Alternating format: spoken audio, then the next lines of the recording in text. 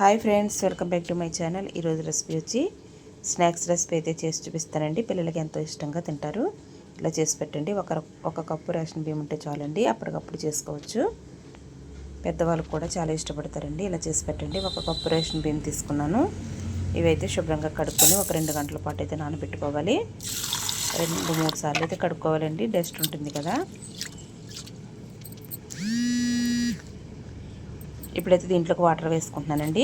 శుభ్రంగా కడుక్కున్న దాంట్లోకి వాటర్ అయితే వేసుకుని మూత అయితే పెట్టేసి పక్కన పెట్టుకోవాలి. 2 గంటల తర్వాత చూపిస్తున్నాను.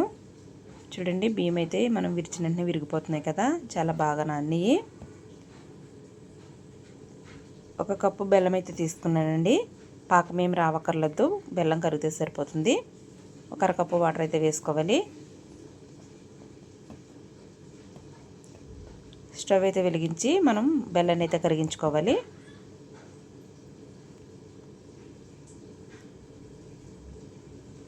బెల్లం అయితే కరుగుతుంది కదండి. కరిగిన తర్వాత అయితే స్టవ్ అయితే ఆఫ్ చేసేసుకుంటాను. మనం మిక్సీ అయితే పట్టుకోవాలి. బియ్యాన్ని మిక్సీ జార్లోకి బియ్యం అయితే వేస్తున్నాను కదా, మనకి ఎన్ని అయితే పడతాయో 2 ట్రిప్ల కింద వేసుకోవచ్చు, 1 ట్రిప్ కింద వేసుకోవచ్చు.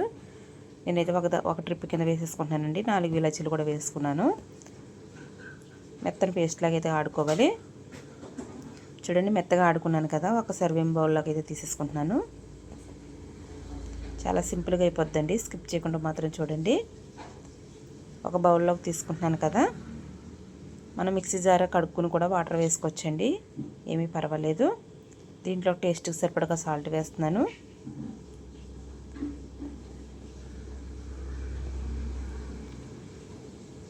ఒక 1/2 స్పూన్ కూడా వంట సోడా వేస్తున్నానండి. అప్పటికప్పుడు చేసుకుంటున్నాం కదా, ఇన్స్టెంట్గా చేసుకున్నావు కదా, మరి అందుకనే వంట సోడా కూడా వేసుకోవాలి. ఈ వంట సోడా కరగడానికి 1 స్పూన్ అయితే వాటర్ కూడా వేస్తున్నానండి. దీని మీద మొత్తం అయితే బాగా మిక్స్ చేసుకోవాలండి.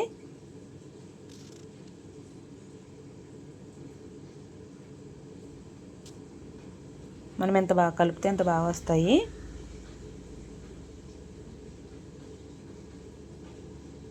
ఒక 10 నిమిషాలు అలా మిక్స్ చేసుకుంటూనే ఉండాలండి.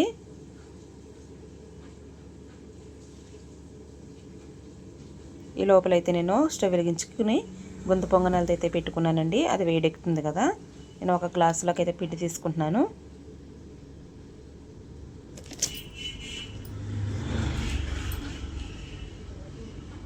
ఇది వేడెక్కింది కదండి, ఆయిల్ అయితే వేసుకుంటున్నానండి. ఆయిల్ కూడా ఎంతంత అవసరం ఉండదు, 1 స్పూన్ ఆయిల్ వేసుకుంటే సరిపోతుంది. ఆయిల్ వేడెక్కింది. ఇప్పుడైతే కొంచెం వెల్లుతుగా వేసుకోవాలి మనం పిండి. ఫుల్గా వేసేసుకోకూడదండి, పొంగిపోతుంది.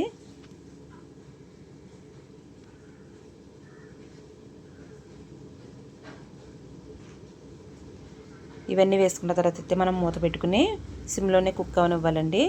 సిమ్లో అయితే బాగా ఉడుకుతుంది లోపల. మనం హైలో పెట్టుకున్నాం అనుకో మాడిపోతుంది.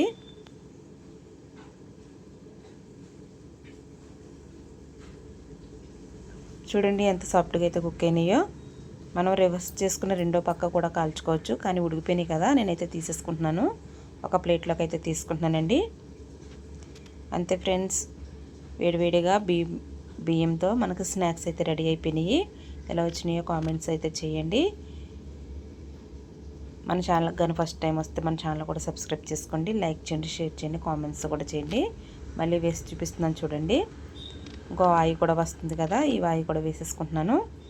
నాకైతే 1 కప్పు రేషన్ బియ్యంకి 2 వాయిలు అయితే వచ్చినాయండి. చక్కగా తినేస్తారు పిల్లలు.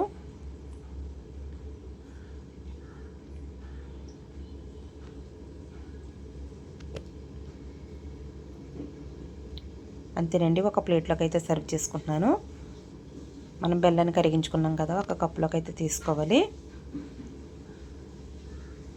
వేడివేడిగా రేషన్ బియ్యంతో అయితే మనం స్నాక్స్ చేసుకున్నాం కదా.